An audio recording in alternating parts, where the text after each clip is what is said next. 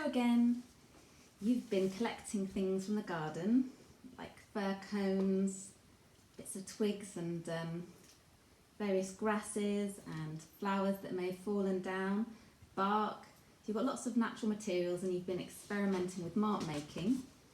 Here you've got the darker lines made with the mud and some natural dyes with tea, coffee, turmeric, and you've been having a go at seeing what marks you can make.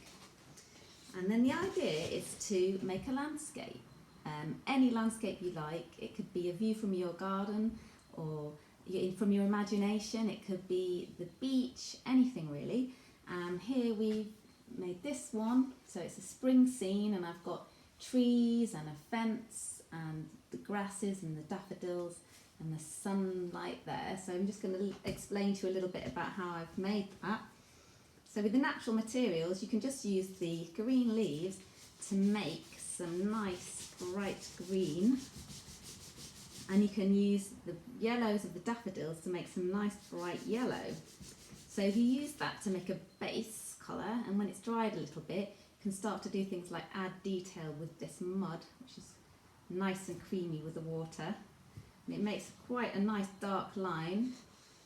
If you want to draw your trees or your fences, and then you can just keep adding different layers. So for my trees, I've used some bark rubbing here. If you've never done this before, you can just do a bit of experimenting really until you've got it.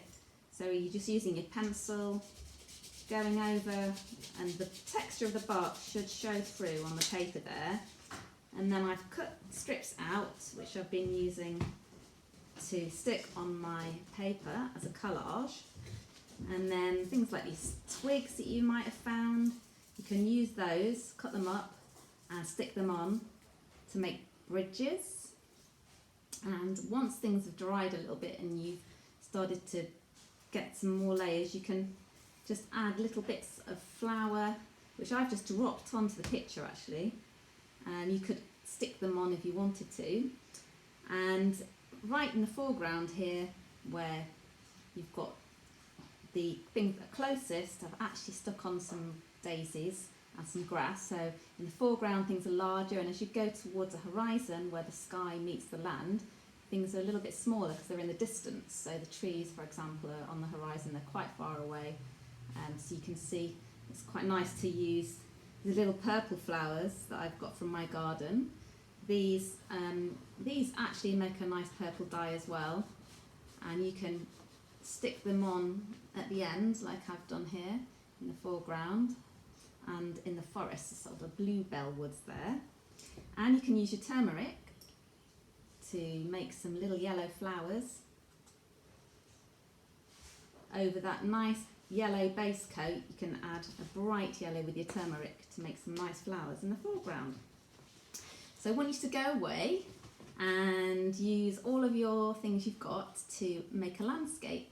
If you don't fancy making a landscape, there's some pictures at the end of this video showing some nice collages you can make and patterns with all of the things that you found. So there's lots of possibilities. So I hope you go and have lots of fun.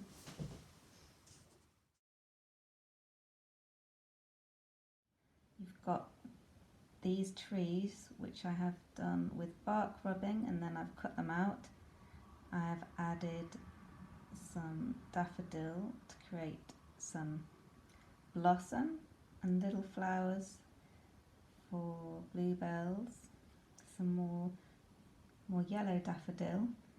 This detail here is done with mud, including the birds, and then I've used sticks to make a bridge, some murky colours for a little bit of water. These purple flowers here have created a nice dye